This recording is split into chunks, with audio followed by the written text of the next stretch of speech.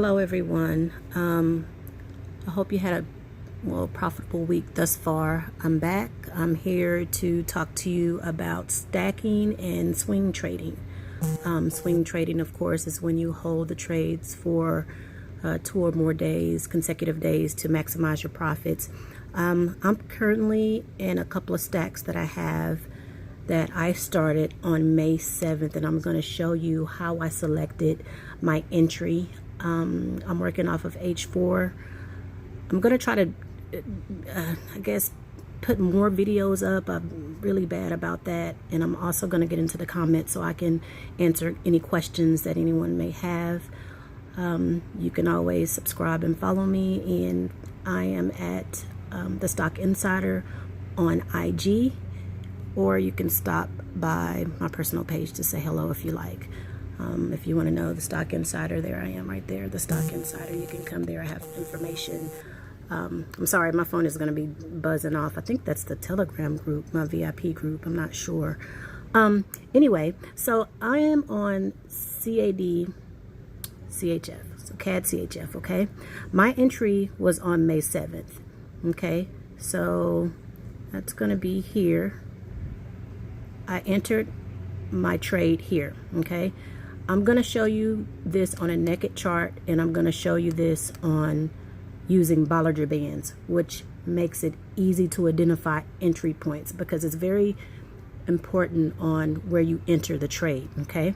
You also want to look at candle formations.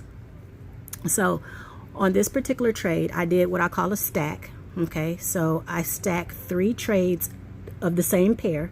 So meaning when I started my execution, I put a sell in, I did another one back to back to back, all right? I stacked them up, okay? You want to, when you do stacks, you want to watch your lot size, make sure you have the weight to hold the trade.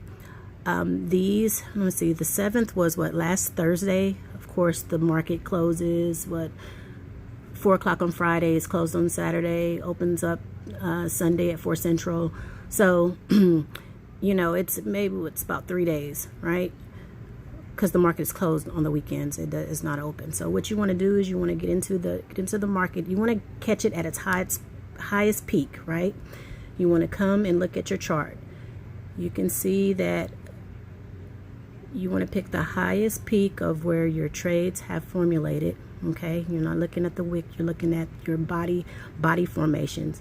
Because trades, like as I told you before, trades go in a zigzag. And I want to show you something also on this chart, and that you could see a W form, the W form. You see the W right there? So when you have a W formation, I'm just going to show you here because I can't get the chart to stay. I don't know what's going on. So it'll go like this. The trades, this isn't a sell. It's going to go up. Boom. This eventually is going to go back down, which it's doing, and that's going to go back up. Sometimes when you see the head and shoulder and the bottle top formations, it doesn't go consecutively like in a W like this. Sometimes it'll be a wide W, or sometimes it'll be a wide M, which you'll be looking for as well. And what you want to do, you want to have patience. You want to hold that trade. When you see a long riding candle, which is a bearish candle here, it's telling you that the trade is going to push consecutively in a downtrend. This is your confirmation candle here. Whenever you see a long candle formation, you know that another bearish candle is going to form right after it. And you should know what this is. I'm not even going to tell you what this is right here. You want to, if you're looking at formations, that's what you're going to pay attention to as well. This right here. I posted on my page so much, I'm not even going to tell you what this formation is right there, but that's what you're looking for. This is a confirmation as well, and you want to look at that. I'm going to switch over, and I'm going to show you something that you can look at with Bollinger Bands. So basically, this would be Bollinger Bands. I have it coded for a TMI 5. It's just basically more symmetric. It's not, it kind of gives you a good gauge of where the market is, where the price action falls. Trades hit these lines all day long, just like this. Up, down, support and resistance, right? As you can see here, we had overflow, which is overbought. You can see it here. Here I have a specialized coded RSI. This is basically Okay, so let me explain. Brokers love to get paid. Brokers love when you don't have patience. They get their money. They like when you're in drawdown and you can't stand it, so you close out your trades. They love that. They love when you overlot and you overtrade because they get paid. The RSI that's on your platform, which is your Forex platform, your MT4, it's wonderful, it's great, yes, but it's more coded in the broker's favor so they can get paid. Okay, this is more coded for you to get paid. Precise trades with precision, right? And if you can look at it, you can see where here your trade has been overbought, as it's showing here exactly what it's doing here. Overbought. So your trade is going to go into a sell. Once it's oversold, it's going to go into a buy. Buy low, sell high, right? Buy low, sell high. That's where that comes from. Okay, so anybody that got into this trade would, I mean, they killed it. As you can see, your trade, you went into it immediately, got into a sell here. Market went into a bearish form. Downtrend, downtrend, downtrend, hits the other side of the Bollinger Band. Your take profit would have been here, or it would have been the middle of your Bollinger Band. And usually people that watch my videos, I mean, you already trade, so I can just kind of speed it up. I don't have to take you step by step, but I can just kind of speed up the process to kind of show you what you need to do and what you need to look for. So when you're looking for trades on whether it's H1, H4, D1, and understand, like I was saying before, H4 trades, don't expect to be out of the trade in 4 hours, not unless you're trading London session, New York session, right? It's going to take a little bit longer for that trade to form, meaning 48 hours, sometimes even longer, right? Just depending on how the market flows, because if you look at it, your trades are going to go up and down. Your trades, and this is why you have drawdown or drawback, whichever you want to call it. I've seen people call it so many different things. So you're going into a sell. You make profit here. Your trade drawdown, you went into drawback because it went back up. This is bullish. It's going in bullish, bull position, uptrend. So meaning your money that you're going to see is going to trickle up and down, which I call a dance. It's going to dance up and down, up and down, up and down. Okay, and that's where that comes from. Here, if you're in a buy, you did a buy. Here you see the long elongated candles, which I said before. Once you see that, you know that another candle of the same denomination is going to come consecutively behind it, which it's doing right now. If you were scalping, this would be a confirmation on a scalp, right? You know that it's getting close to the TM5, so you know it's going to be time for you to sell. Also, look at your RSI, what it's telling you here. It's up to the extreme level, which is going to be overbought, so it can't go up anymore. Normally you hardly ever see your candles riding over these lines. Here, that was a perfect trade. Whoever got that, that was amazing. Amazing. So you want to catch that. And the same at the bottom. You want to look at price action. I mean, look, these candles are coming out of your bands. So that's the extremes of the market. So they're oversold. This has to go back up, which it did. I'm not even looking at arrows and stuff right now. I'm looking at strictly price. I'm looking at the candles. Where did the candles lie in relation to your Bollinger bands, right? These, if you don't have a TM5, we have that. You can contact me and I'll send it to you. Use Bollinger bands. It's the same exact thing. I just coded mine where it's more streamlined. I don't like my chart going like this. I want to see a straight pivot line so I can just kind of maneuver, hop in and hop out. Another thing I wanted to tell you with spikes, when you're riding spikes, a good thing to do is put trailing stops on it. I see a lot of people after news drops up. Obviously this is a news drop, whatever that was on this particular day, the May 1st. What do you want to do? You want to put in a trailing stop. So you would come on your terminal, you would right click. Of course, I'm just going to go through I'm not going to do it because these are live trades. I don't want to close these right now. I'm going to close that when it gets here. And where is this? At the end of my Bollinger Band. Correct. Because I want to catch all of that movement. That trade is going to come all the way down to here. And then what it's going to do when you get here, It's oversold, so it's going to come all the way back up. Okay, but with the trailing stop, so if you were here on a sale riding a news spike, and people, how you know which way the candle is going to spike when your news dropped?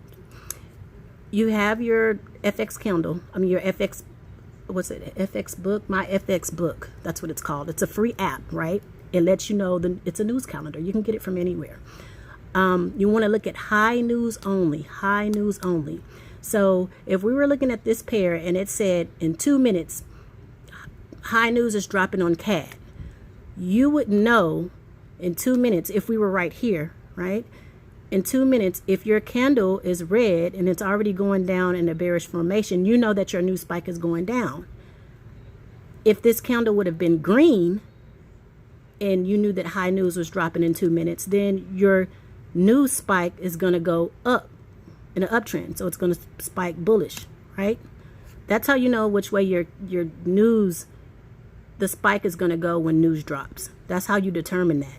And that's how you can determine what you need to do. So what I do when I see that news is coming and let's say I want to ride a news spike, I do trailing stop. So I will come to my terminal, right click. I do customize. These are points, not pips, points. And what it's going to do is going to lock you out at your latest profit. I always customize mine. So I would go to custom and I would come here and I always do 80. That's just my magic number. I do 80. I'm not going to click it, but you'll go all the way up to 80, whatever, and you'll click OK right there, and you'll click OK. And what it'll do, once your price action clicks down to 80 points, not pips, it'll go ahead and lock you in, and it'll close that profit out and close out for you.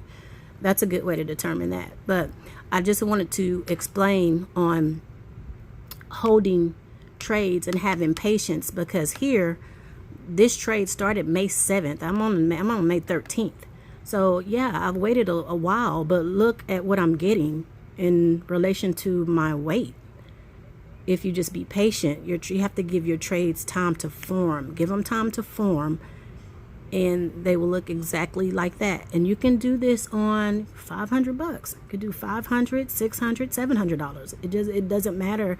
It's about your lot size, but like I said, you don't want to over lot. What I would do, let's say if we had $300, okay, I would stack it. I would do on 300 on a swing. I would do 0.03, 0.03, 0.03, 0.03. And you could see how much you would have at the end of your swing, or whenever you wanted to close it. Some people, hey, I don't know, my fancy is to just close it when it hits the Bollinger Band. Some people take it for the duration of the chart. I don't do that. I don't trade that way. I stick to the roadmaps that the market is giving you. Bollinger Bands. That's the key to everything. Support and resistance, Bollinger Bands, RSI. You don't need them, but hey, you do whatever makes the money for you. Stop listening to people saying that you don't need to use this, or you use this, or do this way. You do what works for you in trading. Whatever works for you, do it. You can't go by what everybody else, like me telling you this, you can't go by. You can try it. Yeah, try it. It works. But you have to go by what works for you, not anybody else. I've learned that. I've been trading for over 8 years. I do it full time. I can't listen to anybody. I have to do what works for me.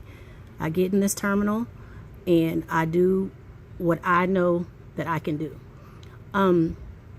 Another thing that I was going to show you guys, if you go on a daily, I would have to find one. I wanted to find a live trade here that we can get on a daily. And here's a perfect one. I'm on AUD CAD. See how this is at the top on AUD CAD? This is at the top of that Bollinger Band. This is going to drop, and it's going to drop all the way down to 0.88460. That would be a good trade. You would have to hold it. Of course, right now it's 2:42 p.m. We're in the middle. We're not even in a high volume session, so nothing's going on right now. The central banks aren't trading. Everything is drawn back.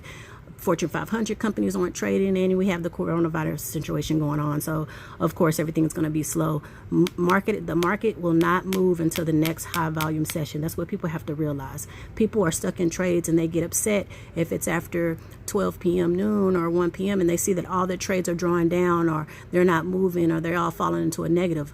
Duh. No, the central banks aren't trading. It's not a high volume session. Hold the trade, and it'll come out. I mean, it's 80% patience. That's what this stuff is. I'm going to hop back on here, and I'll be more in detail and give you a more strategic outlook on a few things. I just wanted to jump on because I hadn't been on in a while, and just wanted to give you guys just a little something that you can go by. I'm sorry if I'm talking so fast and I'm trying to rush. I actually have an appointment that I need to make, and maybe I should have waited, but oh well, I've already jumped on here now. So hope you guys enjoy. You can comment. You can go to my DM on the Stock Insider and send me a message. We can chat. We can Zoom if you like. Whatever you want to do, just let me know. Okay, thanks. Bye.